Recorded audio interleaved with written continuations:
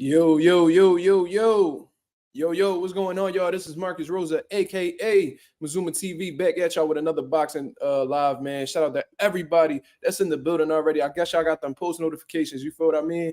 Shout out to Mazuma Nation. Shout out to the Mazuma Mob. I'm sorry, my words all over the place, man. I had a long day. You feel what I mean? But regardless, man, I want to chop it up with y'all, man. Like I said, I hope y'all having a beautiful day, man. I hope everything's well with you and your family.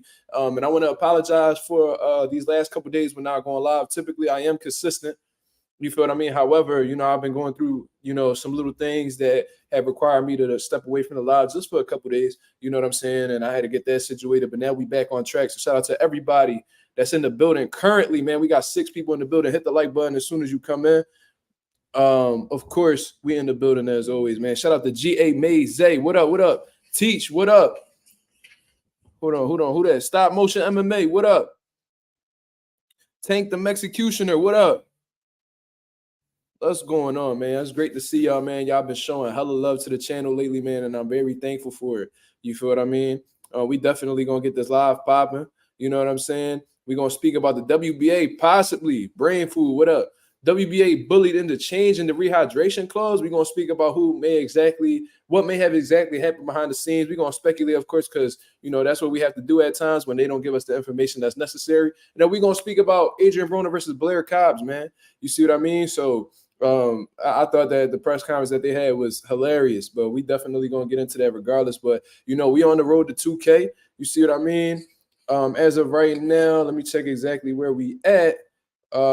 We at 1960. You feel what I mean? So we definitely got some ways to go. 40 more subscribers, and we at that 2K mark. Then we on the road to 3K. You feel what I mean? I want to thank everybody that's been sharing the videos, liking the videos. You feel what I mean? Those of y'all who've been putting the word out there, really getting the channel where it is, because we growing each and every day. The subscribers based off of the statistics go up every day. You know what I'm saying? But we can always do better, and I'm continue to be consistent until I get that ultimate opportunity to shine, man. And I don't got nobody to thank but you guys, because y'all been here since day one. And if y'all haven't been here since day one, since you started supporting, you've been consistent. So I'm very thankful for you guys. You feel what I mean? I actually posted up 2 videos today. I had put up the Earl Spence confirming the rehydration clause for the Gervonta Davis versus Frank Martin fight. I got into that a little bit. The numbers is doing crazy on there. And then I spoke about Ryan Garcia pretty much backstabbing his own stablemate Frank Martin. As a matter of fact, I actually want to get into that. We're gonna speak on both of these topics right here. Then we're gonna address the topics that are currently, the title of the video. You feel what I mean? Shout out to Tesla. What's going on? He said your life has grand purpose. Likewise, my brother, we all got a greater purpose in this world, and throughout the course of our life, we have to figure out exactly what it is. And I've been saying since the beginning, it was written for me to be a part of boxing. When I was a month old, my mom, to this day, has a tattoo of my name on her ankle with a set of boxing gloves. And this was before I ever threw a punch. I barely was on earth. You know what I'm saying? I barely had much time on earth. And you know what I mean? Ever since then, no matter how much I tried to run away from boxing, it always came back to me. Because there was points in time where, I was done with boxing. I didn't want to pursue boxing no more. You know what I'm saying? I wanted to try out other things. I had different passions and different interests. But for some reason, boxing continued to come back in my life. So in terms of that grand purpose, I feel like I was put on this earth to be a part of the boxing world. You know what I'm saying? Whether I'm fighting, I'm training, whether I'm commentating, whether I'm giving you breakdowns, whatever the situation is, man, whether I'm conducting interviews, I just feel like I have a greater purpose, and it happens to be in the sport of boxing. You know what I'm saying? So shout out to Tesla for the kind words. You see what I mean? And salute Teach. You know what I'm saying? Let's get into this whole situation, man. So I had put out a video earlier today. If you guys didn't check it out, it was Earl Spence confirming the rehydration clause with the WBA. Now, this had all started initially with an interview that Frank Martin. I saw you at Boost Ennis interview. Bro, people keep saying that, but I cannot find the videos. Can somebody show me?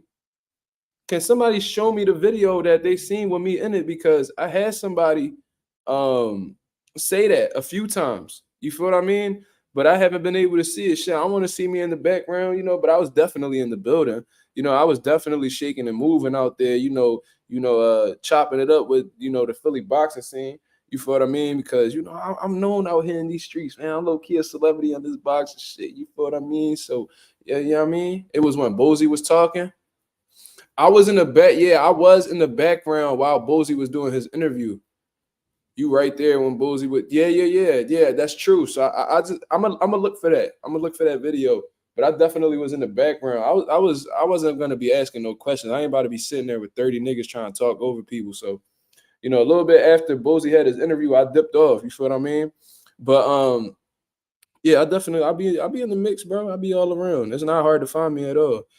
Tesla says the truth in flesh form right there. When you build any building. Thanks. I appreciate that, my brother. Thank you, man. This motherfucker is scratching up my sofa, man. Fuck out of here. Well, anyway, let's get into this whole situation that, you know, I pretty much spoke about it. Now, it had all started with an interview, I believe, Frank Martin had done on Twitter. I guess that's the new spot to go to chop it up with people. You know, I remember at one point there was an app called Clubhouse that people used to go on and just chop it up and shit like that.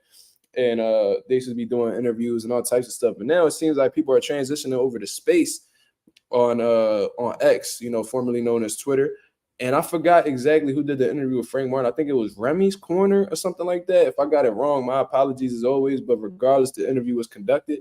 And Frank Martin had thrown he had thrown out the rehydration issue with the Gervonta Davis fight. You know what I mean? He said he wasn't sure at this particular time and stuff like that. So people started going crazy over that news. Because, you know, Gervonta Davis is infamous for these rehydration clauses. Most notably, the Ryan Garcia fight had a rehydration clause.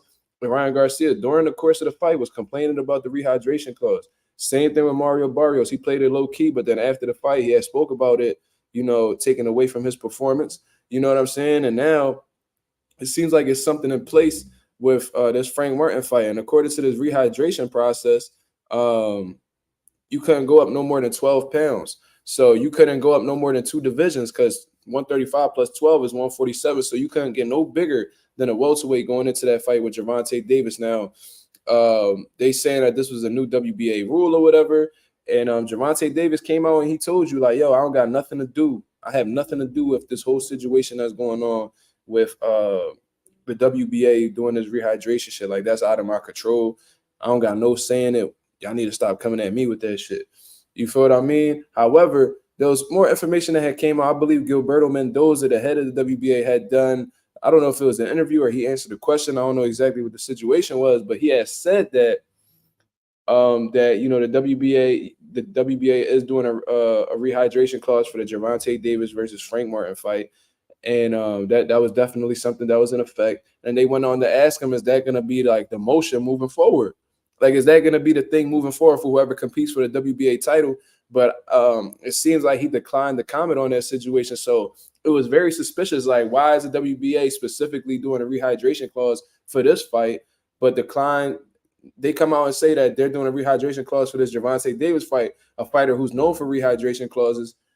Then decline to like further comment on it, being like the usual, moving on. You feel what I mean? So Teach, you said you hope that the rule is enforced. Well, unfortunately, according to what I'm hearing, the WBA took back that statement. You see what I mean? Let's pull that up for us to, you know, read up on. But it seems like they changed their mind, and that's not something that they really looking to do anymore. You know what I'm saying? Oh shit, yo, they freed my boy Slime, man. Yo, they took my man. I just scheduled a video interview with you tomorrow, and they freed you today. What type of shit is that? Yo, they freed my boy Slime, man. Shout out to my boy Slime out here doing his motherfucking thing, man. But they free my boy up out that jail, man. That's what's up, man. Yo, that's a beautiful thing, man. I'm very happy. That's a good dude right there. I hope that he stays on the straight and narrow moving forward. Let me see if I could find this shit. Let's see if I could find this shit. Okay, this is a tweet that has come from Jake Donovan, you know what I'm saying, who's one of the biggest writers in the sport of boxing. He says, can confirm there is no longer a rehydration clause in place for Davis Martin. WBA originally agreed to have one in place for fight. Hours later, agreed to table the manner rather than rush to judgment. I don't really know. What does that necessarily mean? Agreed to table the manner rather than rush to judgment.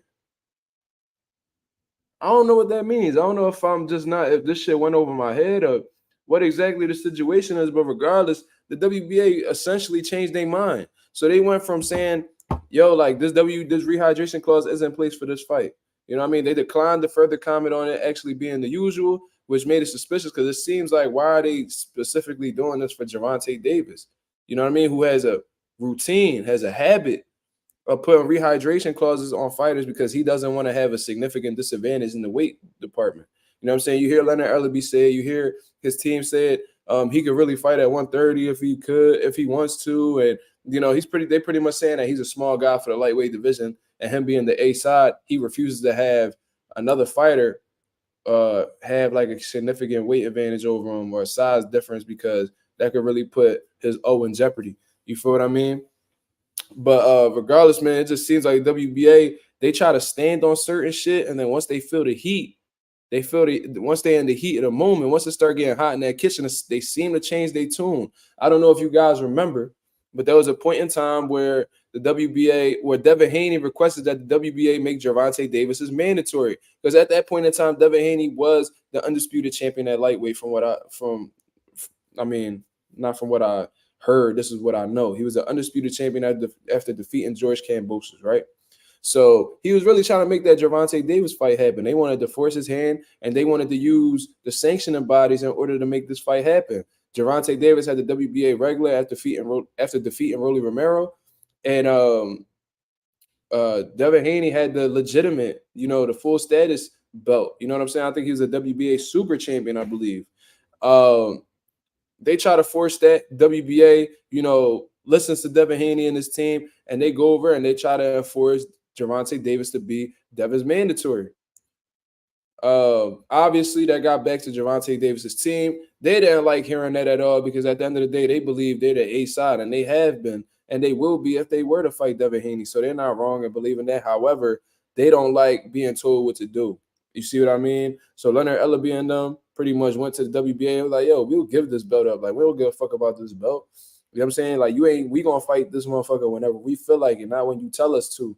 You see what I mean? So, like, it could be seen in a way where it's like the sanctioning body was telling Gervonta and them to jump, and they was like, nigga, we gonna jump whenever we feel like it. You know what I'm saying? We ain't no jump how high type motherfuckers. Like, we gonna get to it when we get to it. You feel what I mean? You said he won the WBA regular off of Gamboa? I thought that he won it off of Rolly Romero because Rolly Romero was a WBA regular champion. Let's take a look at that. Let's take a look at that. Because Rolly Romero was a WBA regular champion. You said that he got it off of Yuriorkis Gamboa. Let's take a look. It was a vacant WBA title. Okay.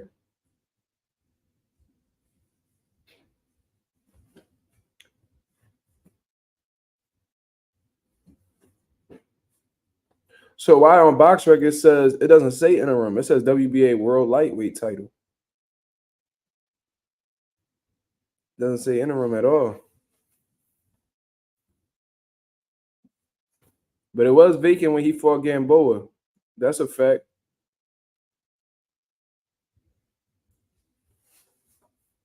That's confusing. And these sanctioning bodies so weird with their belts, bro. I don't know what the fuck going on. Okay, well, yeah, stop motion correcting me then. He had the WBA regular at 35 versus Gamboa, and Rolly was a WBA interim. Okay, cool. All right, good correction. But anyways, regardless, I do recall that situation happening. Glenda Ortiz, he said, yo, what's the word? Mark Islam. Shout out to Mazuma Nation, man. Shout out to Slime, man. I wish I had my motherfucking I wish I had my horns to go off right now, man. My boy Slime is in the building. My boy Active, man. I appreciate you. Bro, I had set up a video appointment with you, man, to talk to you tomorrow night. But you free, so I guess that shit chalk, man. It is what it is, man. I had set it up for later on tomorrow night. But I'm glad to see you back home, man. You know what I mean?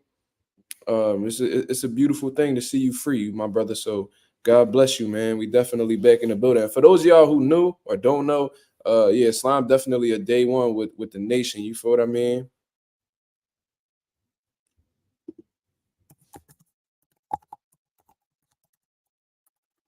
Let's see real quick.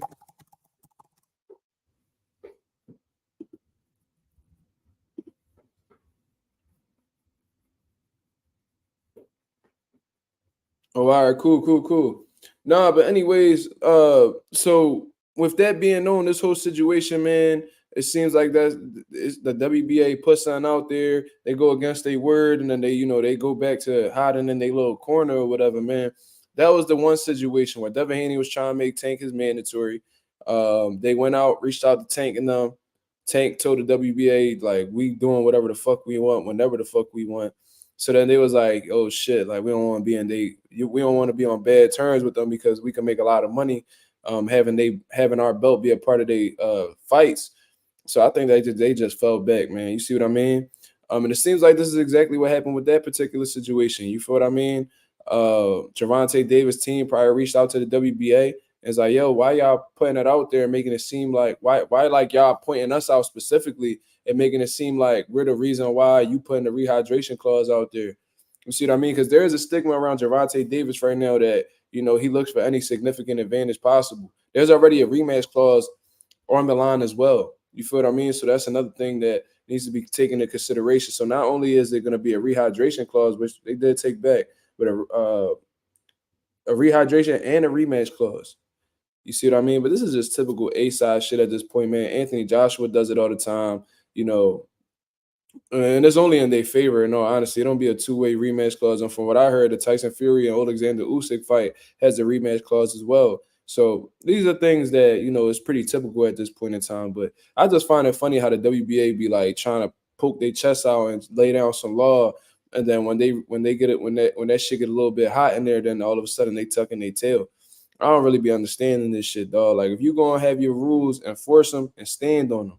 You know what I mean? And that's just typical man shit. You feel what I mean?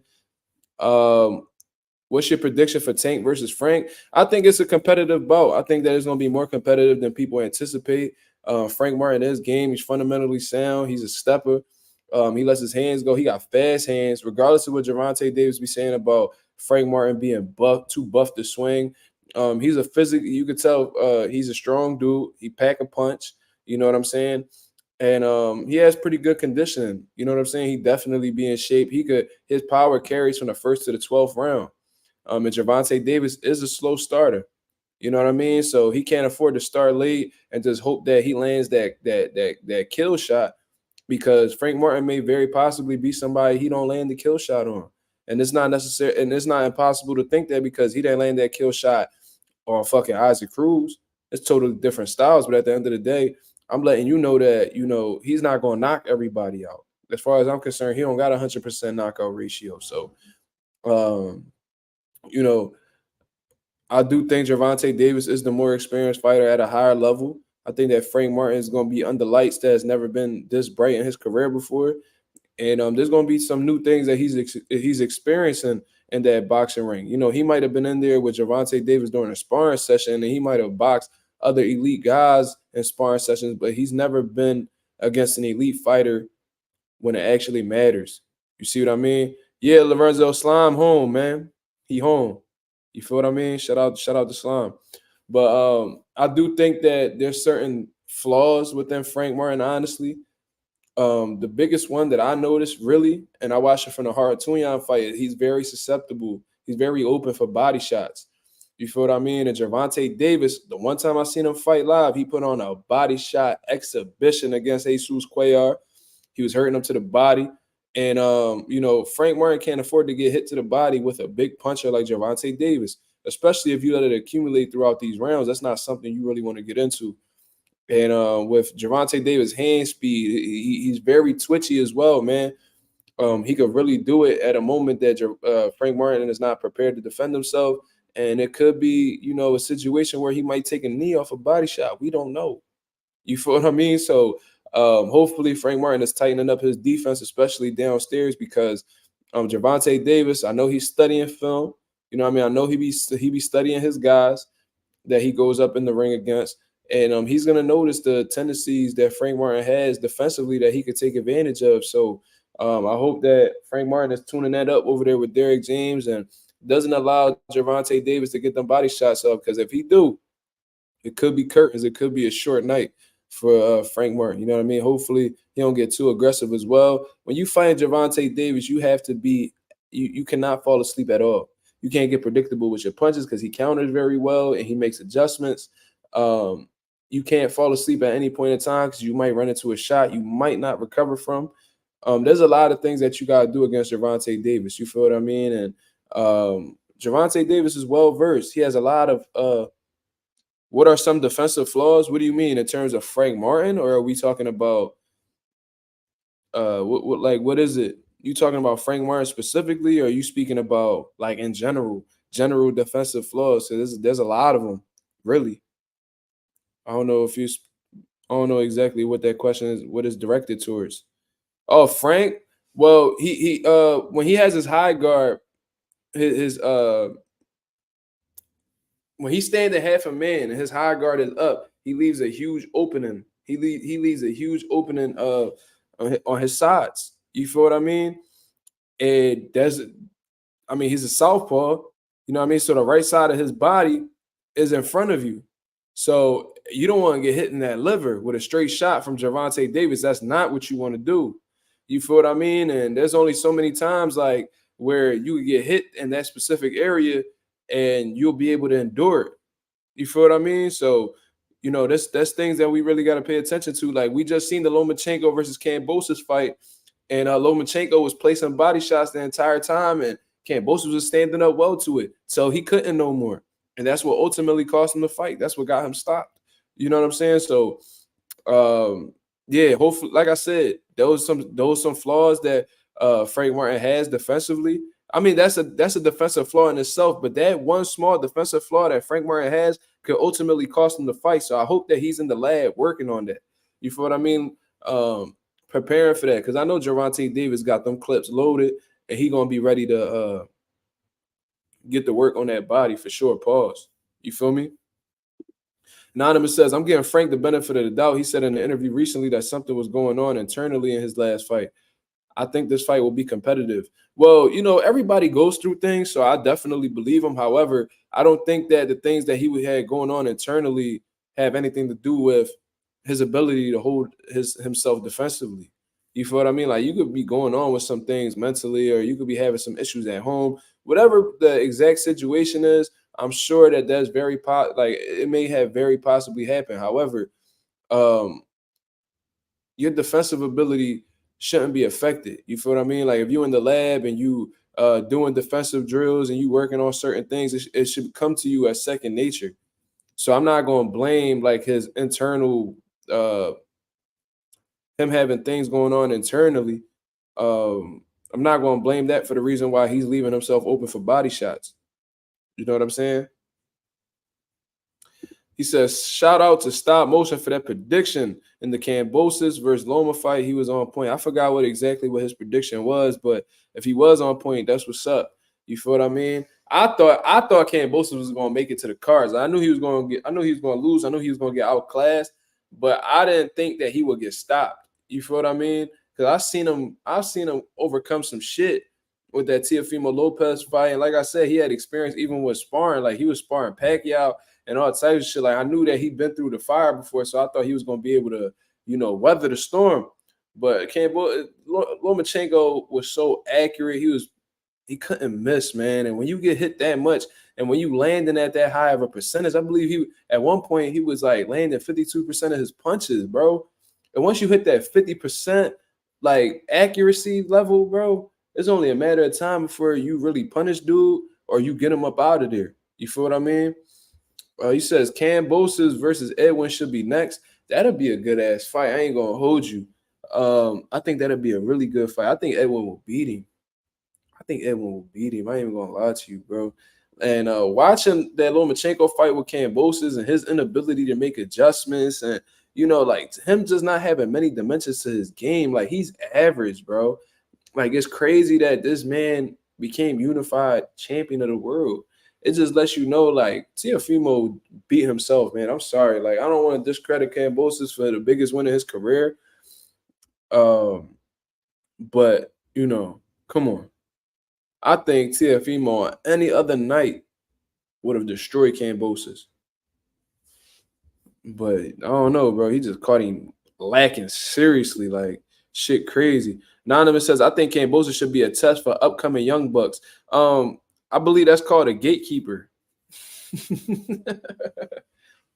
Shit, if Kambosos is a gatekeeper, fuck it, man. He be a good gatekeeper for like elite level dudes. So I don't know if he'll be like good for the Young Bucks. He might get a Young Bucks some trouble because they are green. Typically, Young Bucks are green. But I do agree that he should be a good test for these elite level dudes. Like put Kambosos in there with Raymond Morataya. You know what I'm saying? Put him in there with guys like who's like really on the come up, like Keyshawn Davis. Keyshawn Davis versus Kambosos is a good fight. And if Keyshawn is able to defeat him, he has a former champion on his resume. That'd be a good job. Keyshawn versus Kambosos is a good fight. Like guys who like really close to, you know, being in line for world title shots and shit like that. Yeah, Thoroughbred. I'm confused how he beat T.O. too.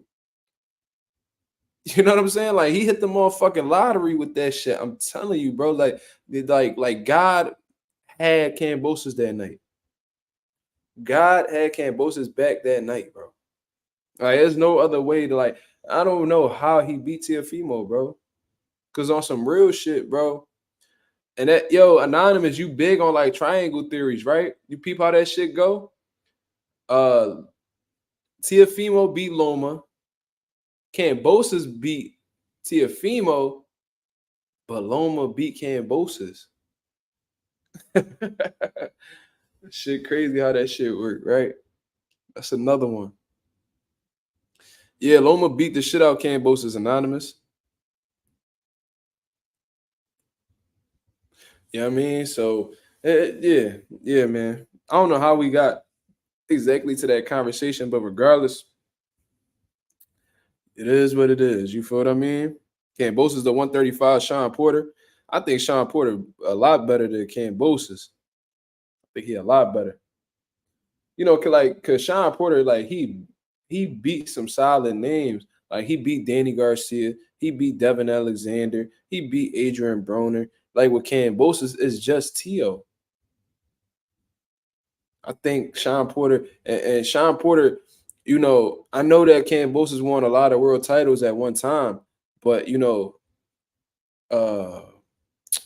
Sean Porter had the IBF when he beat Devin Alexander, right? Then, you know, he lost it to Colbert, but he got himself back in the mix, kept climbing, then he grabbed that WBC. So he remained relevant in his weight class for a long time. He did what he had to do. He came out on top. And he became champion again. And at 147, where it was nothing but smoke at that time. Bro, 147 at one point in time was like, it was definitely the best division in boxing. I ain't even gonna hold you, bro. Them motherfuckers had everybody there at the same time. You know what I'm saying? Porter tougher. He's just better. He's definitely better, for sure. The way you, oh, okay. Yeah, they definitely share that in common, Anonymous. Let me put this comment up. He says, yeah, I'm just saying in the way he challenges the best. I mean, yeah, he go for smoke, bro. Like he fought Teofimo and Devin Haney. Then went on and fought Loma. All back to back. I think he only had like one tune up in the mix. Like he Maxie Hughes. You know what I'm saying? He went Teofimo, Dev, back to back. Fought Maxie Hughes real quick, got a little solid check, and then he went right into the Loma fight. That motherfucker don't duck nothing. He tough, bro. Kambosos is tough. You gotta respect the man, but in terms of being elite, I don't know, man. I think he a one-hit wonder for real. I don't see Kambosos ever getting a world title again. Who is he beating in the lightweight division that currently has a title? Shakur Stevenson? No. Loma got washed. He just got washed by Loma. Is he beating Emmanuel Navarrete or Dennis Baranchek? I doubt it. Is he beating Gervonta Davis? We don't even need to answer that question. We know what it is. So how is he going to be able to beat anybody at 35? Can he beat anybody at 40? Fuck no. So it's like at this point, Kambosos should just be looking for like opportunities to fight, I don't know. He got a lot of money though. Kambosos got paid for those 2 Devin Haney fights. He got paid for that Teofimo Lopez fight because that went to a purse bid. You know what I mean? I think Matchroom cashed out on that, John. So he got a good little split off that. You know what I'm saying? Kambosos made a lot of money, so he needs to really contemplate exactly what he's going to do with the rest of his career, because if he's looking for a world title, he need to kiss that shit goodbye. So if I'm closing out my career, I'm already I'm a former unified champion of the world type shit. Like it's time to, who you could compare, who you could compare Kambosos to, not in terms of skill set, but like how their careers turned out. You could compare him to Julian Williams. And that's a Philadelphia fighter. Ain't no disrespect to Julian Williams, but he beat Jerry Hurd for unified champion at 154 pounds. That went into his next fight, and lost and got dominated, got stopped in his hometown. Wasn't even able to defend his titles. But Kambosos, he beat Teofimo, and everybody thought he couldn't beat Teofimo. Just like how Julian Williams beat Jerry Hurd when they thought he couldn't beat Jerry Hurd. Then he went back to his hometown to defend his titles and came up short. And he's been coming up short since then. So they on some similar type shit. You feel what I mean? So that's just what it is. That's a good comparison in terms of like them having similar situations. You feel what I mean? But a good fight for Kambosos would be Keyshawn Davis. If I'm a part of Top Rank and shit, and I'm really trying to get Keyshawn moving, you feel what I mean? Because he already got like high rankings in the WBC and all that type shit. I would really try to cash Kambosos out. Kambosos is not gonna win a world title. He's not gonna be in line for a world title anytime soon. So he gonna have to get into a crossroads fight. You want to get back in the title picture, you're gonna have to defeat one of these up and coming contenders. Keyshawn Davis, what's up? Make it happen. Keyshawn Davis versus Kambosos, that'd be a good fight. And that'll be a great opportunity for Keyshawn to show how good he is. He fought a Wash Pedraza.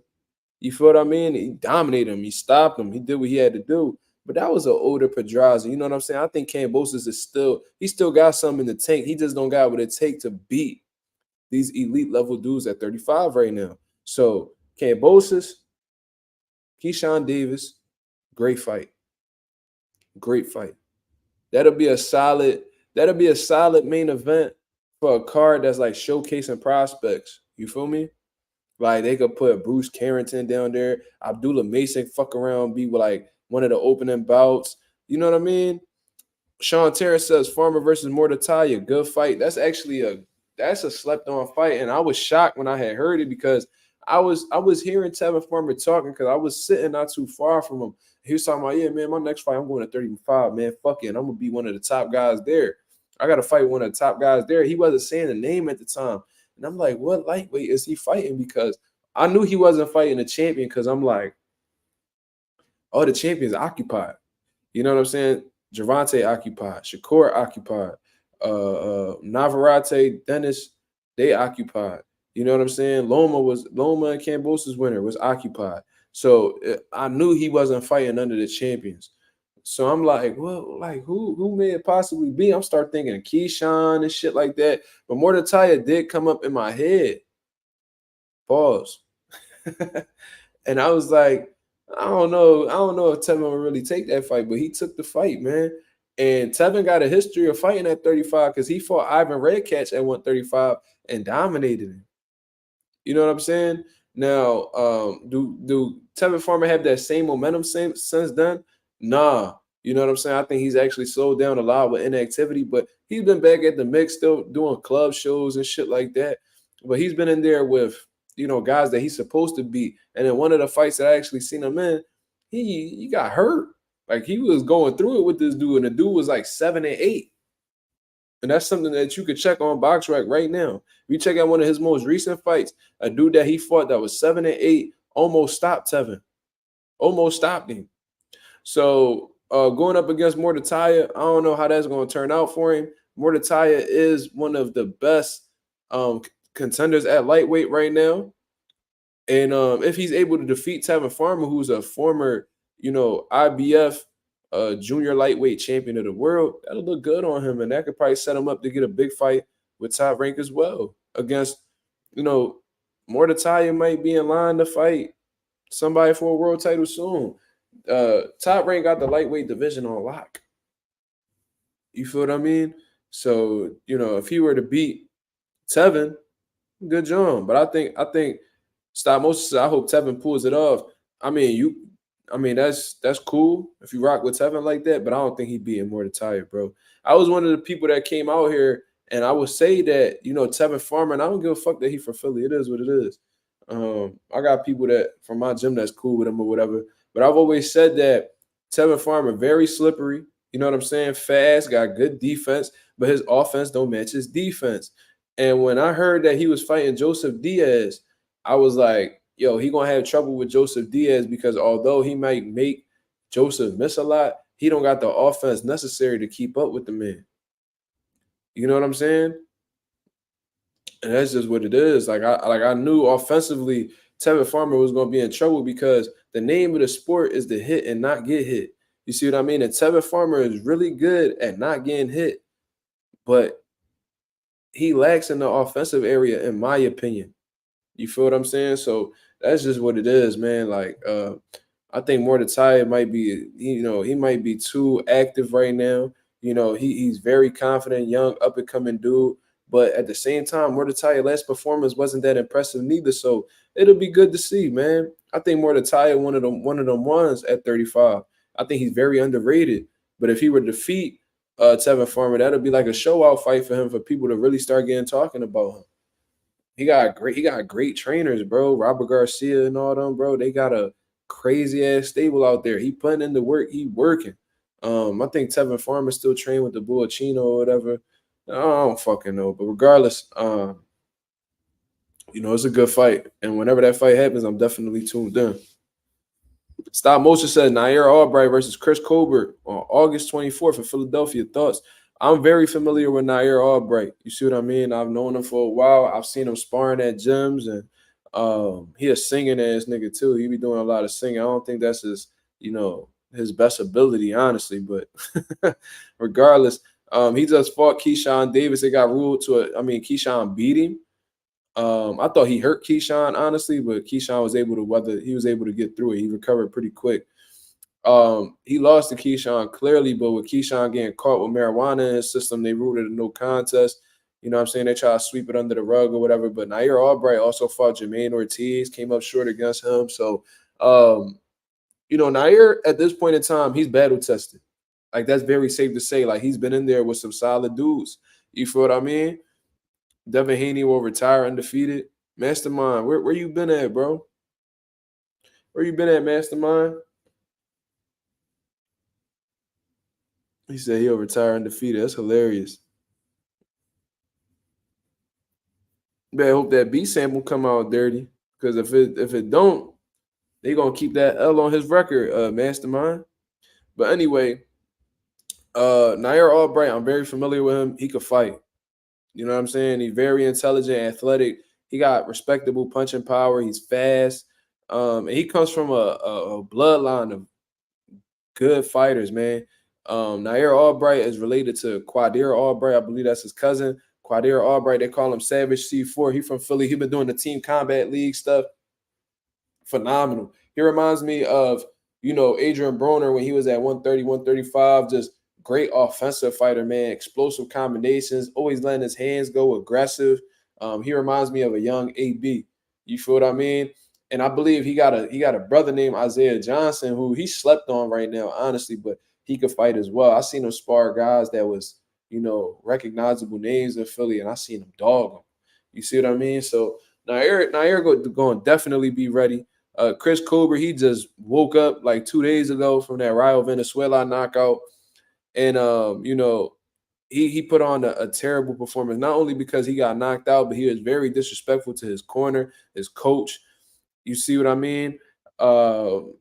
Just refused to listen to them, thought he knew more than the coaches. He completely disrespected their perspective and their instructions, and he paid the price for it. So hopefully, Chris Colbert humbles himself. You know what I'm saying? If you're not going to listen to that, if you're going to continue to not listen to that coach, then you need to fire that coach because you don't respect them. And you need to get somebody in your corner that you actually respect their instructions. You see what I mean? Because that's a habit a lot of fighters got. They get to a point where they feel like their trainer can't teach them shit no more. And then they really start losing respect for them, like slowly but surely. You feel what I mean? And that's just not how, if you got that type of relationship with your trainer, then you either need to, find some type of respect for your trainer and actually listen to him, or get them the fuck up out your camp, because if you're not going to be learning nothing from them, then what the fuck you paying them for? You feel what I mean? So Stop Motion said Colbert's still in the shadow realm. Yeah, that motherfucker, yeah, he got sent to the gulag, whatever the fuck you call it. Yeah, that boy got sent over there. Yeah, that nigga, yeah. That boy was long gone. That nigga was in his dreams watching cows jump over the moon. For sure. So Chris Colbert, all jokes aside, he's skilled. He got hand speed, he could box. And despite him being slept, he got heart. That's one thing that I can say. So that's a competitive fight. Chris Colbert continues to stay at the lightweight division, even though he said he don't want to be there that much longer. And Nair Albright looking to get another name on his resume. You see what I mean? So that's a good fight. I don't really know who's gonna come out on top in that shit. I ain't gonna hold you. I do think that Chris Colbert has a speed advantage, and I think that he may find moments where he's outboxing him. And I don't know if Nair Albright has the power necessary to really deter Chris Colbert. You feel what I mean? But Chris Colbert might be questioning himself mentally after getting slept like that, getting knocked out like that, bro. I've never personally been knocked out like that, but I've seen people get knocked out like that and then question their chin afterwards, their ability to take a shot. Tim Bradley spoke about it too. After that Provodnikov fight, he was starting to question, his chin, his ability to take a shot. You see what I mean? And he had that one sparring session where he got hit with a good shot and he was able to take it. So from then on, he started to get that confidence back in his punch resistance. You feel what I mean? So if Nair Albright is going to catch Chris Colbert at the worst time will be now. You feel what I mean? Haney was so good that the young Mexican had to cheat. It's hard to dispute that, my brother. I actually agree with that. If a motherfucker cheating against you, it's because they understand that they had a disadvantage against you. Why would I ever cheat against a motherfucker that I genuinely believe I could beat? I don't need to do it. You see what I mean? If we both racing, why do I need to get a head start on you if I know I'm going to beat you to the finish line anyway? That's just how that shit go, bro. Caleb Plant said it best, and this is way before the Ryan Garcia fight. He said people who take performance enhancement drugs aren't confident in their abilities to beat these fighters. You see what I mean? Which is why they take it. It just shows insecurity. And I agree with it 1,000%. You feel what I mean? I agree with it 1,000%. There's no other way to really look at it. It's if you taking steroids, you taking performance enhancement drugs, it's because you doubting yourself somewhere. A lot of these dudes that's bodybuilders and shit like that. The reason why they putting on these type of muscles, most of them, is because, they had a problem with their image at some point. There's some people who are okay with how their body look, but then picked up a passion for lifting weights and shit like that. Let's not get it wrong, but, a lot of bodybuilders, weightlifters, power lifters, whatever you want to call them, they some of the most insecure motherfuckers in the world. You know what I'm saying? They use it as confidence boosters. And that's essentially what a performance enhancement drug is. It enhances your performance, but it also helps you with your insecurities. What y'all think about H2O versus Kid Austin? I think it's fire. I think it's fire too because they both young, up and coming dudes that's gonna fight each other relatively early in their career. You know what I'm saying? But I ain't gonna lie to you, I gotta really sit down and watch both of these guys fight thoroughly because I don't really know what to think of that fight and who ultimately has the advantage. I know maybe Kid Austin's gonna be the favorite going in, but you know what I mean?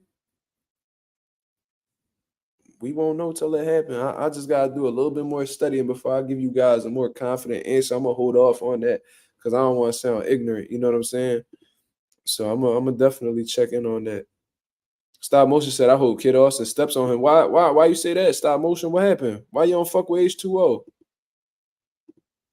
Anonymous said he got H2O. Lorenzo says off topic, but apparently Turkey said he wants to make the NUA versus Tank fight. He did say that, and I was really caught off guard with that. Let me see if I could find that quote.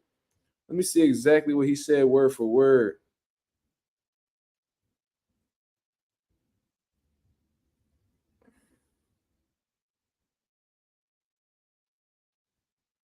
So this is according to Boxing Scene right here. Shout out to Boxing Scene, man. It says Turki Alalshikh ready to make Gervonta Davis versus Nayua Inoue. Now, this is a fight that had been talked about for a little while, but then, I think Inoue's team has shot it down because they don't believe that and they pretty much looking at it as like a super disadvantage. That's not something that they really rocking for. They're not in the business to, take them type of chances, I guess. But there's been people that's been calling for the fight. You feel what I mean? I think even Gervonta Davis was entertaining it at one point. You feel what I mean? But it's funny how, Inoue is currently 2 weight classes above, 2 weight classes below Gervonta, right? And they say that it's too much for Inoue. He has a serious disadvantage. But there was people that was encouraging Guillermo Rigondeaux to move up 2 weight classes to fight Lomachenko, a prime Lomachenko at 130 pounds, when he was competing at 122. They encouraged him. Then after Rigo lost, they clowned him for it. You feel what I mean? But for some reason, Inoue gets this pass where they feel like he doesn't have to do anything to fight Gervonta Davis. They not calling for that fight at all. You see what I mean? Another situation.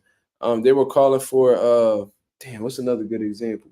Oh yeah, they're currently calling for Terrence Crawford to fight Canelo Alvarez. They calling Terrence Crawford to fight Canelo Alvarez, and they want this fight to happen so bad. And this is a 3 weight class move up.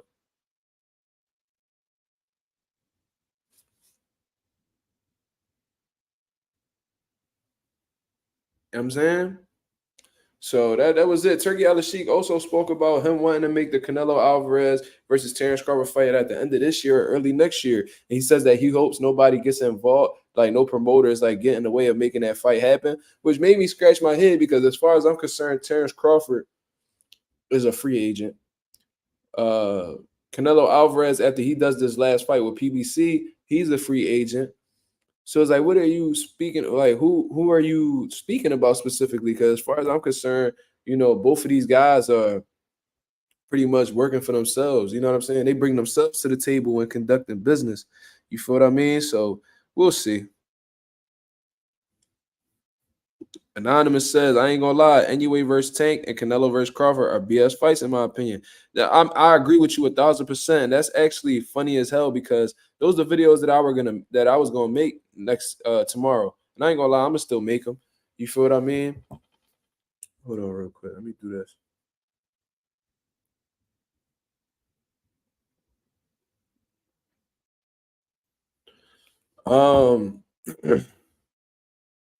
Said Nakatani gonna move up soon. Yeah, I would rather see Inoue and Nakatani. That'd be a hell of a fight. You talking about Junto, right? I would rather see that. I would love to see them 2 fight. I want to see how that shit turn out. I still got Inoue. I just think that he can't be fucked with. Like in that at 122 or I don't know. I don't see nobody beating him. It says Inoue versus Nakatani gonna be Inoue last fight at 122. Bro, I think once he creeps up to that 126 weight class, he gonna start having some issues, bro. I would love if he move up to 126. Inoue does that. I would love to see him fight Brandon Figueroa. I think stylistically that'd be a fucking banger, bro. But anyway, yeah, Turki Alalshikh, I don't like the fact that like he's so dismissive of the Benavidez and Canelo Alvarez fight. You feel what I mean? I think that he can honestly make it happen. I don't know if Canelo is that serious about the $200 million price tag. I think if they give him like 120 million, I think he'll take it. You feel what I mean? But maybe because a lot of people aim high. Like they might have, like, let's say like my price tag is 50,000, right? And I'm going through it with this business right now, and I'm suing this business or whatever, and I'm really trying to get 50,000. I'm gonna aim for like 120K, so they could offer me that 50,000. You know what I'm saying? I think that I don't know if Canelo is like that hell bent on a 200 mil. You feel me? But Turki Alalshikh is very dismissive of it. He's pretty much trying to guide these dudes' careers. Like, nah, I want to see Benavidez at 75. I want to see Canelo Alvarez fight Terrence Crawford. But I guess when you got the money, you could dictate a lot of shit. When you putting the bread up, you have the ultimate say. Because if you're not putting the bread up, these niggas ain't gonna fight for free. So it's like, when you putting the bread up, you have a lot of say. It's like if Coca-Cola got 100 stocks and you got 98 of them, you got a lot of say in how the way the company moves because you're like the majority shareholder. You feel what I mean? So I guess that's just how that shit go. I don't like how Turkey moving in certain instances, but he is a blessing nonetheless because he's still making some good fights happen. You know what I'm saying? And he put his money where his mouth is. And he said that Terrence Crawford versus Canelo Alvarez fight will be happening in the States if it does get locked in. You see what I mean? So he's looking to explore outside of Saudi Arabia. And that was one of my concerns. I was like, is he just going to keep all the fights in Saudi? But no, he's really invested in boxing. He's willing to take these fighters wherever to make these fights happen. Fury Joshua, he said he want to make that fight happen. He would like to do it in the UK. That fight happens in the UK. UK shutting down. Facts. You see what I mean? So he's making some good fights. I guess towards the end of this year, Bivol and Better Beef will happen.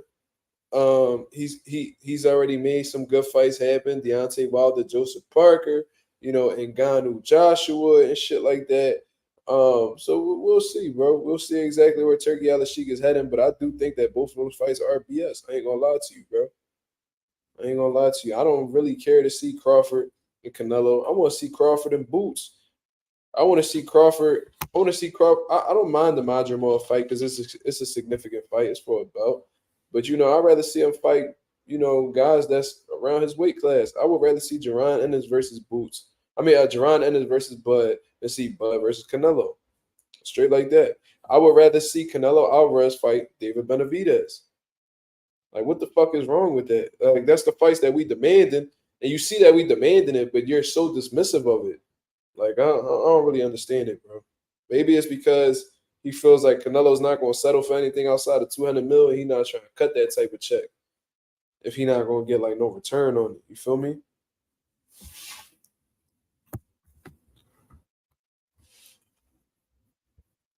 Yeah, Anonymous. He definitely has the skill set necessary to beat Brandon Figueroa. He could possibly really do a lot of damage to Brandon Figueroa due to accumulation. His accuracy, his speed, and all that shit, his explosiveness could really get to Brandon Figueroa in them later rounds. But Brandon Figueroa is very durable. He could take a shot. And he's very aggressive. And if he puts Inoue on the back foot and he's able to get Inoue's respect with his power, we got to fight. You feel what I mean? And with that fight with Stephen Fulton, like Stephen Fulton defeated Brandon Figueroa. However, he went through hell to do that. You feel me? What the fuck do fat women still support Devin Haney? What the fuck are you talking about, Mastermind? You drinking, man?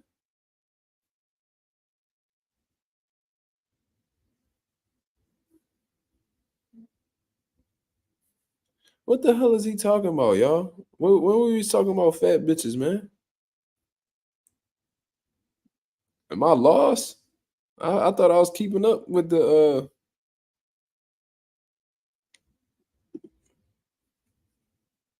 what Devin do to fat bitches? I'm confused.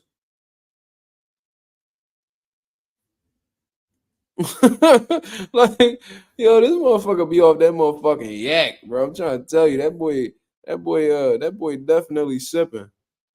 I've been drinking. That boy wildin'. My boy Anonymous said Tyson Fury isn't even close to being the heavyweight GOAT. That shit is laughable. I mean, we all know that. You know what I mean? He don't got the resume necessary. And how many title defenses does Tyson Fury have at this point in comparison to all-time great heavyweights? You feel what I mean? Because when he became unified against Klitschko, he gave the belts up right away. You know what I'm saying?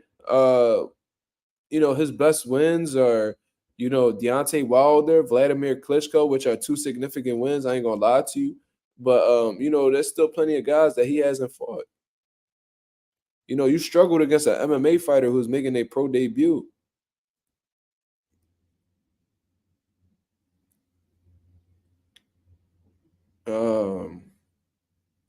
Nah, bro. When we talking about like all-time great heavyweights, we talking about Joe Louis. We talking about Larry Holmes. I'm gonna tell you, I had my 5, bro. I said Joe Louis, because I think he had the longest heavyweight title reign ever. Muhammad Ali. You know what I'm saying? That speaks enough for itself. I don't really gotta get into it too much. Now we talking about Lennox Lewis, who's essentially beat everybody he's been in the ring with. You see what I mean? Avenged all his losses, and he got a hell of a resume. Probably one of the best resumes I've ever seen. We talking about Larry Holmes. We talking about Evander Holyfield. Like we gotta, you know what I'm saying? Like Tyson Fury not touching them dudes. Like I'm sorry. Like now, if they were to fight each other, like Tyson Fury versus certain styles, like some of them guys, he might have gave them dudes some issues. He's 6'9", 270. He could move like a middleweight in his prime. You know what I'm saying? So he might get him do some trouble. However, we talking about greatness. We talking about GOAT status. Is Tyson Fury the greatest of this era if he defeats Alexander Usyk? Absolutely. Absolutely. But, I'm talking about like as a whole. We talking about like era for era. We're not touching him. You said Ali, Lewis, Holmes, Lennox, Foreman. Foreman's a good one as well. I'll give it Larry Holmes went 48-0. That's a fact. He just was very disliked due to what he did to Muhammad Ali. You know what I'm saying? But Larry Holmes is slept on. He's one of the greatest ever. Joe Louis. I said Joe Louis, Muhammad Ali. This isn't in any order, by the way. Larry Holmes, Lennox. Wait, what did I say? I said Ali, Joe Louis, Lennox Lewis, Larry Holmes. I don't know if I'm repeating names, and then I say Evander Holyfield. You know what I'm saying? Evander Holyfield, like a 4-time heavyweight champion of the world, right?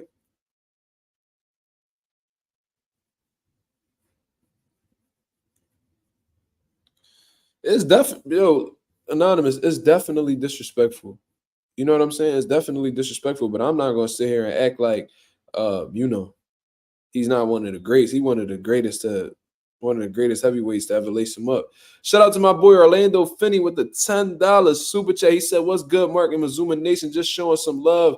God bless me with my first grandson on Tuesday." Oh shit! Congratulations, my brother, man. You are officially a grandpa. Shout out to Orlando Finney, man. Many blessings to you, man. I hope y'all had I hope there was a safe birth that took place. You know what I'm saying? I hope that the baby is nice and healthy, 10 fingers, 10 toes. And I wish nothing but positivity amongst you and your family, man. That is a great blessing that you have just been given. You know what I'm saying? My son was the best thing that ever happened to me. You know what I'm saying? Being there for his birth was a beautiful thing. And I can't recall anything within my 26 years of life that made me feel as happy as that. So congratulations to you. Your legacy lives on, my brother, man. You because of you, and the kids that you had, y'all able to expand your legacy, and it's a beautiful thing, man. So congratulations to Orlando Finney, and I appreciate you supporting the channel, man. You feel what I mean? You said thank you, sir. He's healthy. That's beautiful to hear, man. Ain't nothing better than that. You know what I'm saying? I would definitely put Ike Bayabuchi in the top 50. This nigga got a top 50. This nigga Mastermind is bugging. Yo, Mastermind, come join the live real quick. Give us some words before we step up out of here, man. I ain't gonna be on here too much longer. So let's hear Mastermind's thoughts right now. I'm gonna give you some time to talk. You know what I'm saying? If you got the time. You know what I mean? I want to see I want to see what you sipping on, Mastermind. It's a Thursday night, man. Why you out here wilding? Well, technically it's Friday now, where I'm at. But you know, I mean, it's a Thursday evening, man. Like, what you getting into, man? Because I feel like Mastermind only stopped by the channel when he off that motherfucking yak. You feel me? When he on that 1738. 1738. Hey, yo. Oh man, damn. Oh man. Why they do my man Devin Haney like that, man? You gonna come in there pumped up off that stuff, man. You gonna come in there overweight. You gonna take the American dream away from Devin and Bill. This is an outrage. Mazuma, this is an outrage. I've never seen something so appalling, man. That don't even sound like you. What's going on, man? Oh man, I'm just devastated, man. They took my freaking soul, man. You know, I always used to tell you Devin Haney will retire undefeated. I always used to say that, man. You done whooped Wild ass. You done whooped Spence ass. What do I got left? Nothing. All my damn money gone. You hear me? All gone. What money, man? What happened? Come on, man. Listen, man. You be out here gambling? You know I'm gambling big, man. That's all I ever did. I won big. I did. I made so much money off T.O. beating Lomachenko, man, and T.O. losing to Kambosos, man. But I just wanted to tell you, man, this is devastating. What Ryan Garcia, the man seen kids getting molested in the woods and then went out there and you supporting this? You supporting this? Not you. I'm saying the other guy. You supporting this, and this guy lied and said he seen kids. So don't tell me you real. You's a fraud.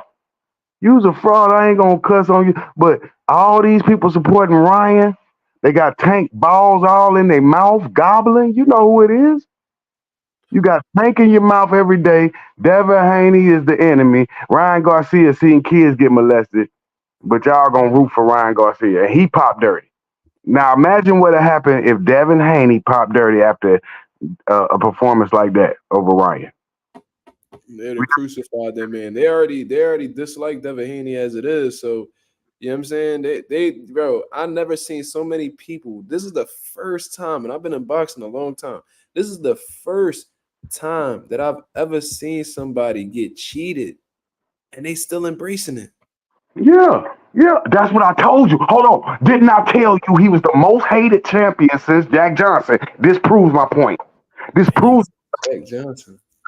He's the most hated. Yo, at this point, it's crazy, bro. Like, it's crazy that like somebody gets cheated, and typically when people get cheated, you hear some type of sympathy, or you know what I'm saying, you support that fighter, yo, like support to that motherfucker for, you know, fighting somebody and holding their own, even though, you know what I mean, that person had an advantage over them. Nah, bro, you don't hear none of that shit. You hear a whole bunch of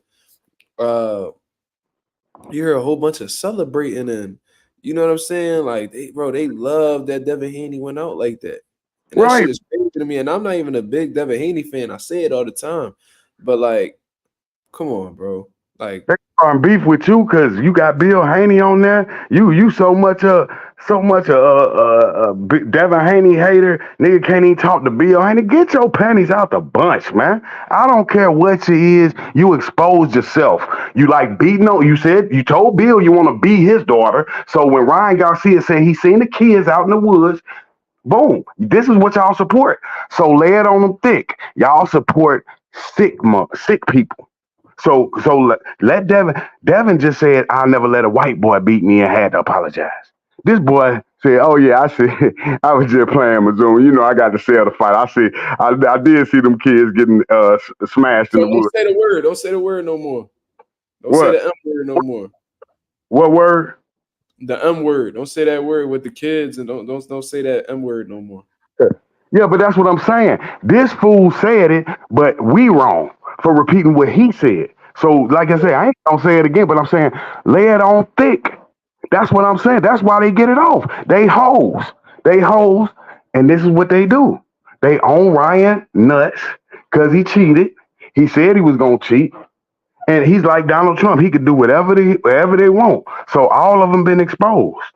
And when the fight get reversed, they just gonna cry again.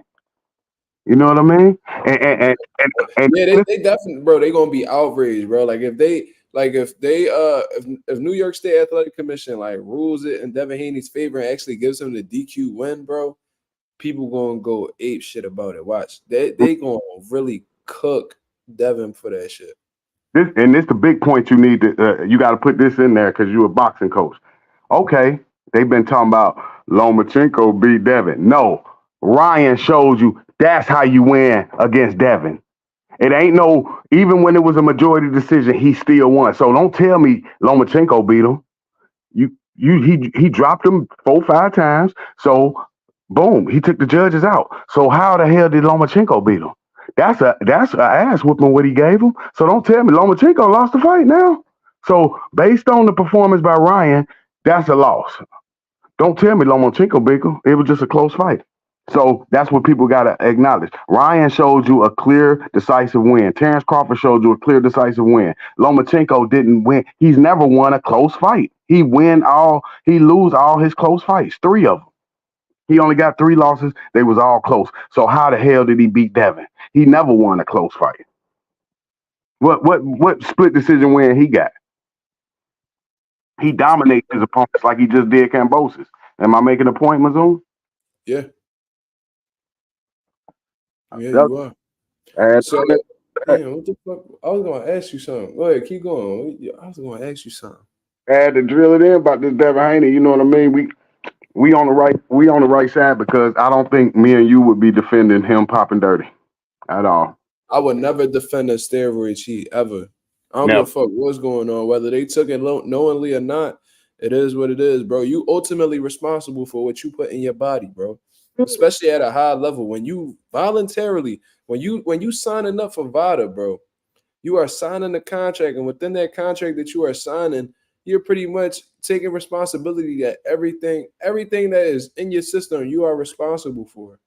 You see what I mean? And with Ryan Garcia making millions of dollars, Ryan Garcia could easily, take the supplements that he currently has, show them to VADA and be like, yo, is this okay to take? And I'm sure that they'll be able to tell him yes or no. You see what I mean? But he was moving irresponsible. I think that he was looking for an unfair advantage. And he said on several occasions that he will do whatever he can to defeat Devin Haney. And when he said that shit went over a lot of people's heads, bro.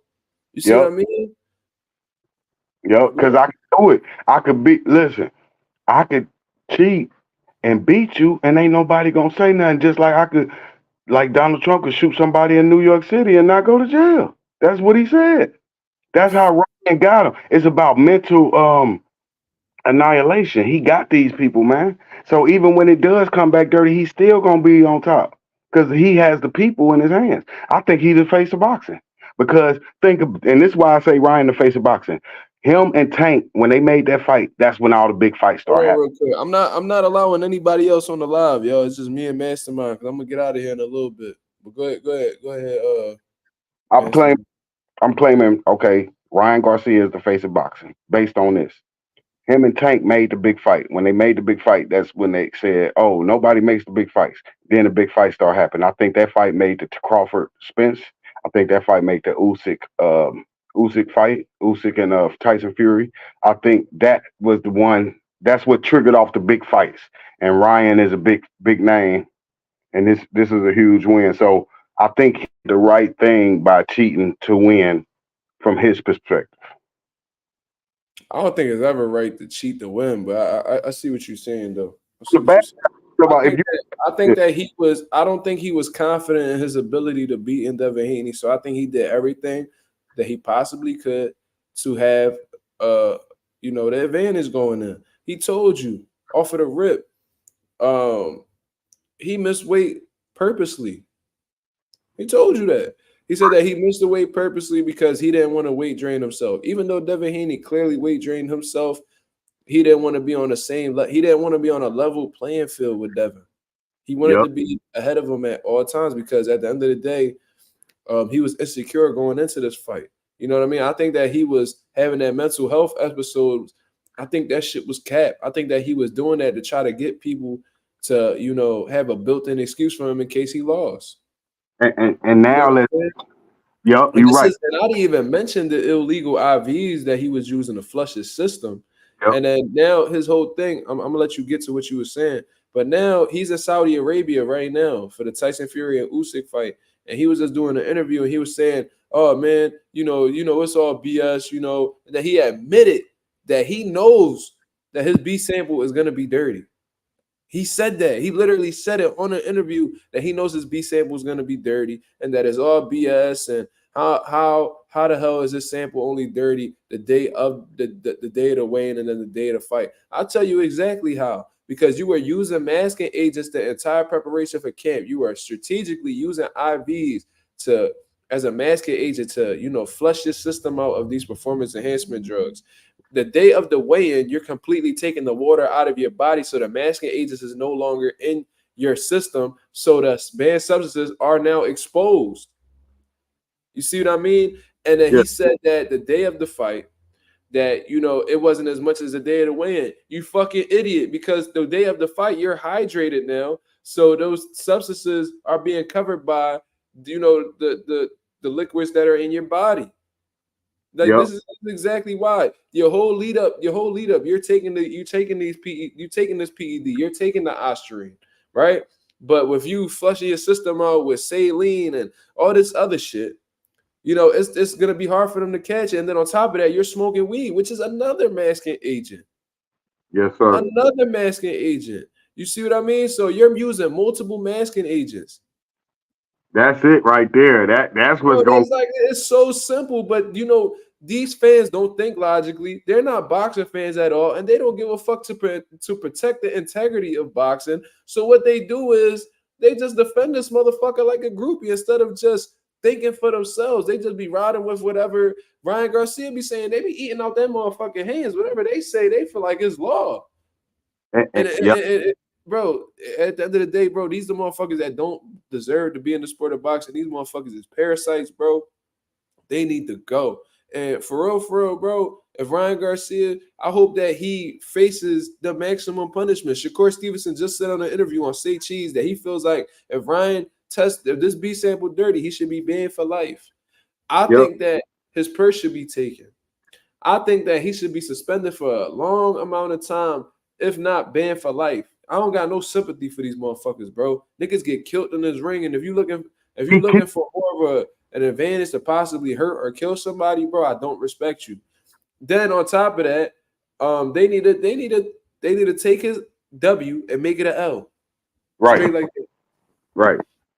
And this is what I want you to now. Devin Haney turn. It's Devin Haney turn too, because boom, you're a boxing coach.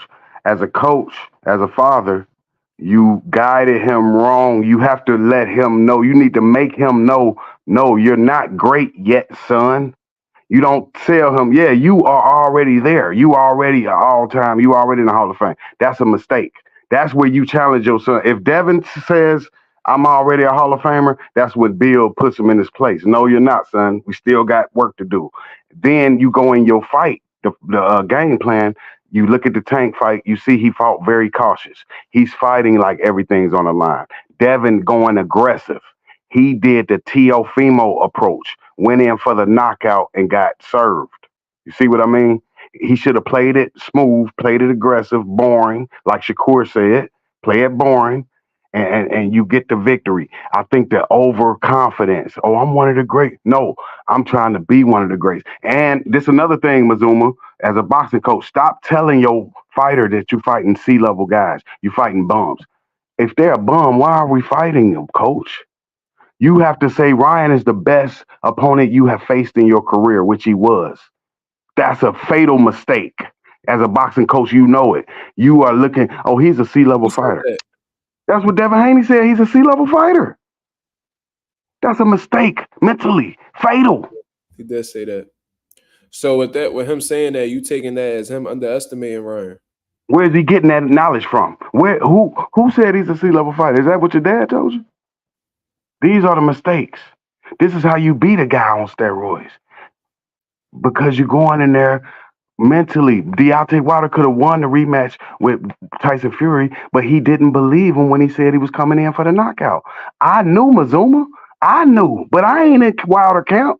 I don't know how you felt when you heard Fury saying, "I'm gonna go in and knock him out." I remember Wilder saying, "Oh, It pillow was hard fit." to believe because he didn't do it in the first fight. So I didn't think that he would walk to Wilder's power, but he did.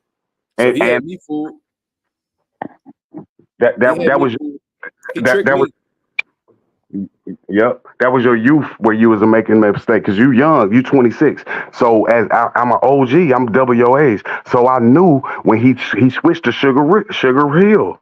That was a boxing coach like yourself. So I knew he was giving him the Crunk gym. He was in the Crunk gym getting training. So I knew when he said he was going in there for a knockout, he was for real. If Wilder game plan for that Mazuma, he could have won the fight, but he didn't. He believed just like you that probably would have lost too because you going in there thinking, nah, he's not gonna come in and try to knock out Wilder. I know he coming for a knockout Mazuma because of his size. He got nothing to lose. So I already knew pre-fight that he was coming in for the knockout. Let's address this comment right here. Shout out to Sean Terrence, man. He's one of the biggest supporters of the channel. He says, even though Ryan is dirty, Devin fought like he had no ring IQ.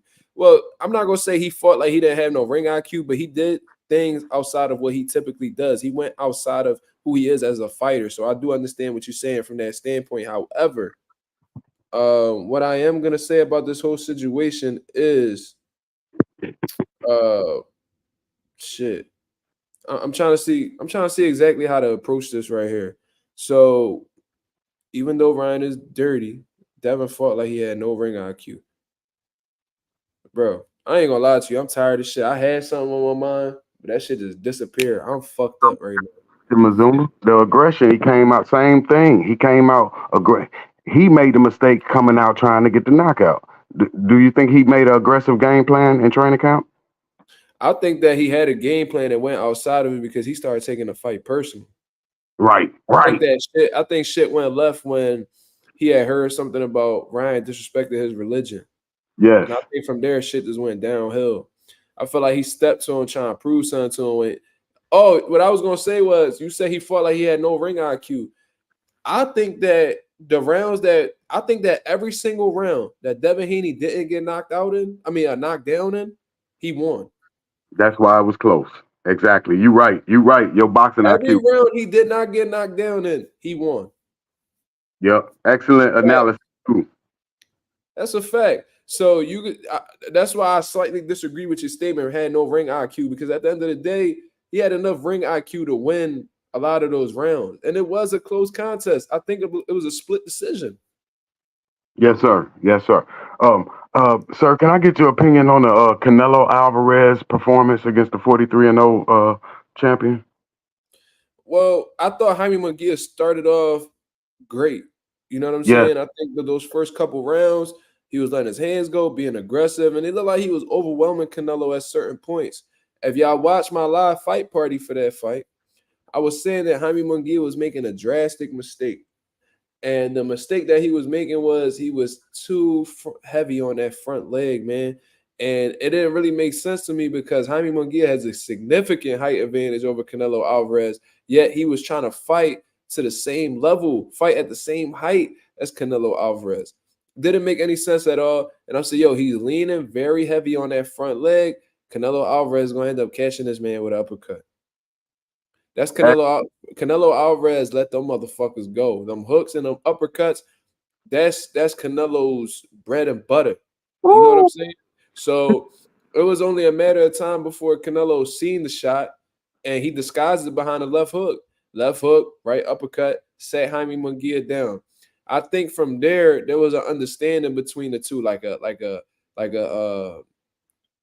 think that it was like a hidden understanding between the two throughout the course of the fight, where it's like, all right, like, you know what I'm saying? You see what I'm capable of doing to you. Now you see what I'm capable of doing to you. You know what I'm saying? Like, I could hurt you. So now this is the fight that we gonna have. And I think that he just followed Canelo Alvarez's lead after that. I'm not gonna say he was necessarily submissive because he still was trying to like make things happen and was still trying to fight his fight. But he got a little more cautious after that knockdown. You see what I mean? And I think what discouraged Jaime Munguia a lot as well was the body shots he was getting hit with. But I do think that Canelo was carrying that man. I think that if Canelo had his conditioning was on point in this fight. I think that he could have definitely stepped on the gas and really pushed for the stoppage if he wanted to, but it just seemed like he was content with not hurting Jaime Munguia too much. I think that he was okay with going to the cards. Yeah, You know what I'm saying? I think that Canelo let that boy slide. That's hey, what you feel me? your analysis 100%. Everything you said 100%. I think only reason he made it to the cards because of his he was dangerous, very dangerous. But this is where he lost the fight. Like you said, he had this fight in the bag. He got caught with a big right hand right before the knockdown. He started getting too greedy and thinking he couldn't get dropped. Before he got dropped, if he would have just stepped back and ran around, that's where he was messing up. When he got hit, he was kept on trying to get his get back. No, get your head together. He got caught with that knockdown after getting hit with a right hand right before that, when she should have backed out and got his head together. So I think the aggression trying to get that get back for getting hit with that right, what got him dropped.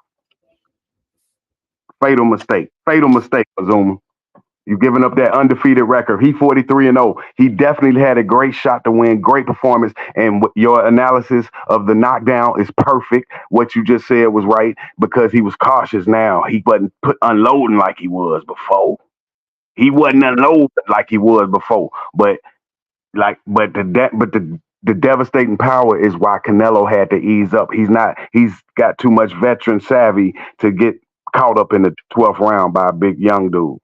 Because it could happen. Because dude was getting aggressive in the 12th. He was still trying to win, but he felt the urgency. He felt the urgency. Jaime felt the urgency. But what I'm gonna say is, he did lose his O. 43-0, he lost it. But at the end of the day, that's not a particularly bad person to lose your O to. I'm sure Haney got paid really well for that fight. Man, you can't lose it at no cost. I don't give a damn if it's Floyd Mayweather. That loss still haunt Canelo to this day. You looking at the greatest fighter ever to live. Canelo got better since then. He made a shit ton of money since he fought Floyd. Oh yeah, I give it to him. He's one of the best fighters. You hold the O real high. You do, right? You hold the O real high. Like you everything.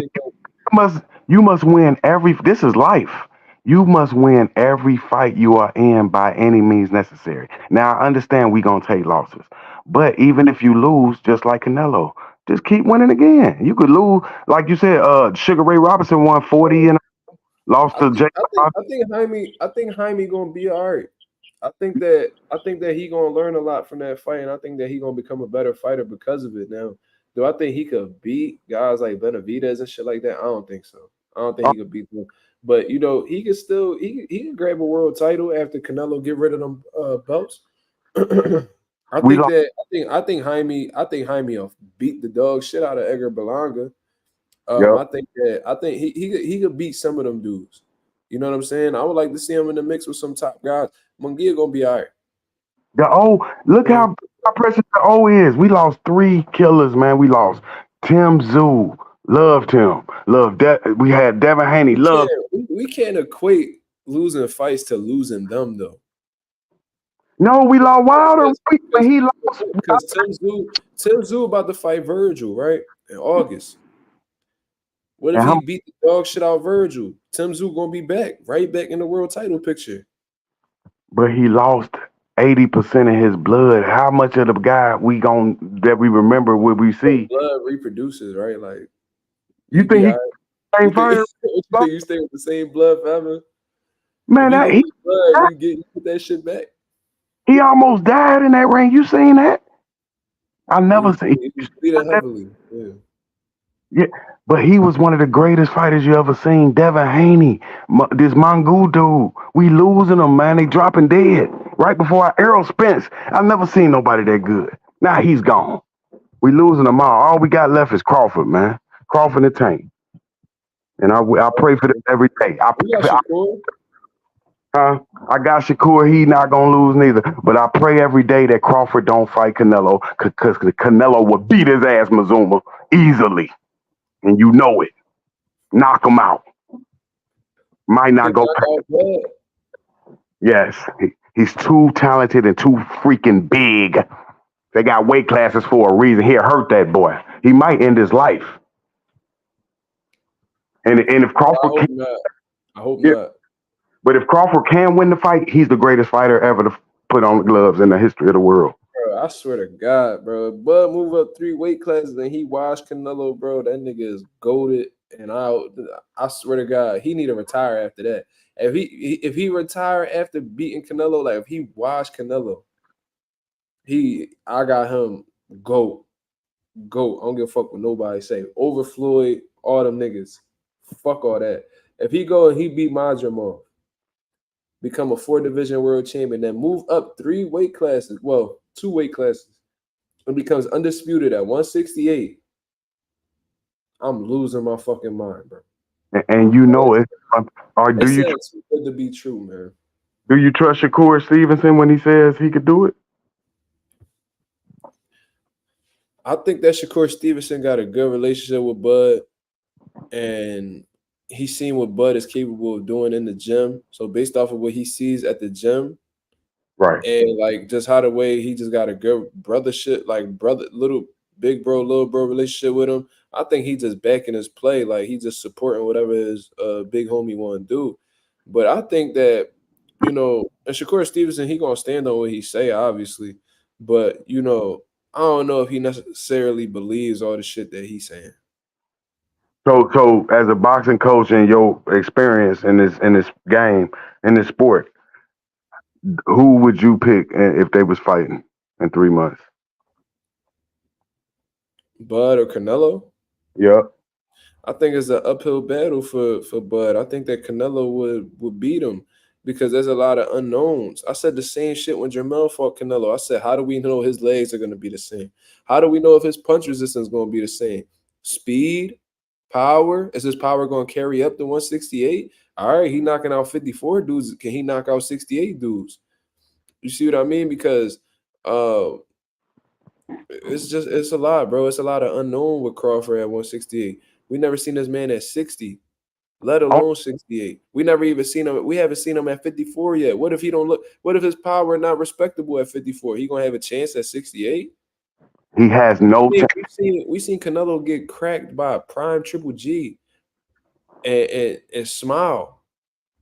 Do y'all think that Terrence Crawford, who's fought as low as 135 pounds, is going to move up 2 weight classes to fight Canelo Alvarez, hit him on the chin, and get his respect? I don't know that. I don't know Nope. that. I know that Bud is a generational talent. He's a pound for pound #1 fighter in the world right now, in my opinion. You feel me? I know what he's capable of. He's a special fighter. But can he do that against somebody like Canelo Alvarez? I don't know. No, because you're going against the best. He's the best going against the best. And he's going up too many weight classes. They got weight class for a reason, right? Only reason I'm picking Canelo by 8th round or less knockout. This dude just said Bud is stronger than Triple G. He's strong, but I'm saying I think I think he would knock him out because I think Crawford hard. Now in real life, it probably would go just like the Jamel fight. I think he would probably feel that power early and stay away and make it a boring fight and lose a decision to Canelo. But if he has the heart they say he has and he tried to win, he'll get knocked out early. There ain't no way, like you said, ain't no way. Bud the type dude when he get hit with a shot, he like throw the whole game plan away and try to go blow for blow with niggas. Like I don't know if he could do that against somebody like Canelo who's been acclimated to 168 for years. For years. And then this dude right here said Orlando Finney said Bud is special. He's built different. I agree with you. He's special. I He's agree. built different, but he's not a fuck, bro. Like on some real shit, bro. It's like you almost gotta be a superhero for him to accomplish the shit that you claim that he's gonna accomplish against Canelo Alvarez. I think it's gonna be extremely difficult to do. Extremely difficult. We I'm not gonna seen say it. impossible, but it's gonna Yeah. be extremely difficult to do. Straight It's like that. It's impossible. Rigondeaux showed you with Lomachenko. When the best fight the best, the weight classes matter. You can't jump up multiple weight classes and do it. Yes. Yes. Facts. Best fighter you ever seen skill wise, between the two, Lomachenko, Rigondeaux. But it wasn't no good fight because he had to jump up two weight classes. Mikey Garcia versus Errol Spence. That would have been a great fight if they was the same size. But damn, he jumping up so big he can't do nothing. There's a lot of people that's optimistic about Bud beating Canelo. And I rock with them for that. Like, yo, bro, rock with who you feel like you're going to rock with. But I'm talking from an objective standpoint. Would I love to see Bud fuck Canelo up? Yes. I would love to see that.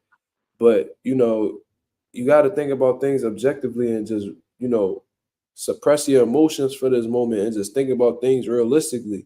And once you start thinking about things realistically, then you know what I mean? You start getting more and more predictions right. I'm not gonna say disregard your feelings, like that's being insensitive. What I'm saying is just put it on pause and just think about each category and how the fuck do we know that Bud is gonna be as fast? How do we know if his time is gonna be the same? Bro, that might be a walk around wait for Bud where he may feel very sluggish. Yep, exactly. Canelo Alvarez ain't not gonna feel sluggish at 68. He gonna feel good, ready to go, firing on all cylinders. How we know Bud is gonna feel good with 168 pounds on his body on the night of a fight with fucking 10-ounce gloves on and no headgear? Yeah, you don't understand this. They are tricking you. They don't think he could win. They trying to get him hurt. They trying to get him killed. They trying to get his O gone. When he fighting Canelo, that's a dude that could really kill. That's why Floyd was suggesting it, because he's trying to get Bud to get that O up off him. Yep, there it is. There it is. Come on now. Anybody hating ass nigga. There it is, right there. You know everybody. He trying, but Floyd want that fight because he want to see Bud down bad. Because ever since Bud been racking up this undisputed shit, Floyd been having shit to say about belts and all types of shit, bro. Floyd be hating on everybody. He don't want nobody going nowhere near his crown. He will not be able to live with the idea of somebody being better than him. Yep, like you said, and that's he go out of his way to try to dethrone everybody. Why the fuck are you asking for Terrence Crawford to fight Benavidez? Are you serious? And then check it out though. How can you win the fight against a guy that's more experienced than you? You can't even out experience him. His condition gonna match you. So everything you got, Crawford, he got, and he's 3 times bigger than you. You can't win, Rock. You can't win. This is what his wife gonna be crying and shit on the balcony. Terrence, don't do it, baby. Baby, they talking about $50 million. Don't do it, baby. This is $50 million, baby. I can retire. I could beat him. This is the argument they having in the mansion. They having this argument in the mansion. $50 million. Then Terrence Crawford say, "Give me 100. I'm in there." This is the move, Mazuma. This is hilarious. So my boy Lorenzo, he said, "Damn, this is why this is the most informative boxing channel." I appreciate that, my brother. Thank you, man. Yeah, that's why I always do better when I'm like talking with somebody that's on live with me. So I appreciate Mastermind coming on. You know what I mean? But that's my God, man. He don't come on often, but when he do, he let his presence be known. You know what I mean? Yeah, we had to love this. They trying to get him killed. To keep pressing it. Everybody that want to fight just want him to lose his oath. And Floyd not the only one. Everybody that want to fight. It's preposterous. And we gonna leave on this. Larry Merchant said that shit to Pee Wee Herman. Not Pee Wee Herman, Sweet Pete Whitaker. After he won a fight.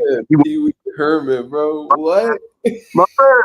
You know, I had Ron and crack mix. That shit don't go together after midnight. But listen, after let me tell you, what you sipping on, Mastermind? My bad. I'm about to give you some knowledge, man. No. Tell me what you sipping on. What you sipping on tonight? Oh, nothing. I'm just retarded, man. You know, I got dropped on my head for 8 months. But look, check it out. You probably don't even know this. Sweet Pea was so good, he went up to 154 and grabbed the belt from a 58-1 dude, right? Mm-hmm. So when he did that, Larry Merchant interviewed and he said, "So what do you think about going up to 168 and fighting Roy Jones Jr.?" That boy, Sweet Pea looked him dead in his eye. He said, "That's preposterous. He's 168 pounds. That's the same exact fight, 147, 168." You already know how Larry Merchant was moving. You know, he got a little bit of that Confederate in his bloodline. You know what I'm saying? So he don't want to see no black. He don't want to see no black motherfucker shine. He hated Excellent. on every black motherfucker that was having their moment. Floyd, Bernard. Like, he always hating on motherfuckers. You feel me? He Every can't last. that shit. Seeing a black man successful make Larry Merchant blood boil. That's why he get to live so long. God love him. Listen, Larry Merchant and Jim Lampley are excellent racist analysis. They good at their job. They just hate black people. So give them a break. They good, but they just hate us, man. They ain't the only ones. They, they called us thugs and hooligans at the Riddick Bowe riot. There's a bunch of thugs and hooligans out here. I love they racist ass, man. I remember when Jim Lampley was disrespecting Islam too. You remember that shit? Hell yeah, George Foreman grabbed his ass, smacked him on the back. You know, you gotta chill. Like you doing too much. You know what I'm Yeah, saying? yeah, he thought it was a game. And don't forget, Prince Nassim, he was the only fighter you ever seen in your life get on the microphone before the fight and say, "Allahu Akbar." And when he lost, Might be the first one I've ever seen. I seen Mike Tyson do it too. oh, okay, my bad, my bad. So that's legends. Prince up there with Mike. But when he lost, couple months later, America lost. Them towers came down, and what they were screaming, "Allahu Akbar." Prince Nassim was keeping us safe when he was undefeated. 35-0. He lost and America lost 9-11. I got to put it in your boxing brain so it don't go nowhere. Because these is facts, I'm telling you. Just don't nobody talk about it. Yeah, Allah man. Akbar. That's what he said on the microphone right before. Let's get ready to rumble. Allah Akbar. He had the whole world in his hands. He lost, and he said the same thing Devin Haney said. Allah makes no mistakes. Yeah, Yep. man. Yes, sir. Thank you, man, for having me on the program. You hear me? This Yo, man, is I appreciate you, man. So, man, I'm gonna close this out though, man. I appreciate you coming on and chopping it up with the people. My boy, damn, he just left like that, man. I hate when he do that shit. Man, say bye before you leave, nigga. Goddamn OG be tripping.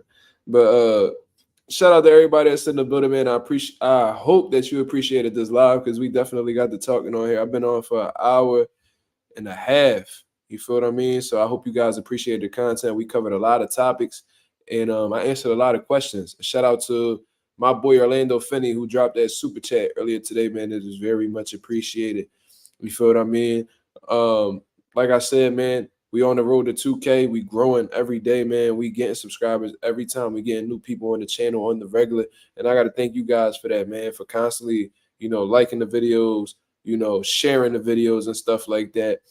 You know what I mean? So let's keep it going. By the end of this month, we should be very close to the 2K mark. If not, we should be right there. You know what I mean? Accomplishing that goal. So let's continue getting this shit moving, y'all. I appreciate Orlando Finney, Jordan, Cher, Sean, Terrence, Lorenzo, Chris, Stop Motion MMA, Tank the Executioner, Ralph. Shout out to everybody that's in the building. You know what I'm saying? My boy Just Cuz 75 said definitely gonna come through more. You should, my brother. We do this on a regular, man. So I would appreciate it if you guys came through and showed your support. You feel what I mean? Everything is very much appreciated. You know what I mean? But I'm gonna get up out of here. I'm gonna catch up on some rest because I got a long day ahead of me tomorrow, man. So shout out to the nation, shout out to the mob. I hope y'all have a blessed, beautiful night. I'm out of here, man. Peace.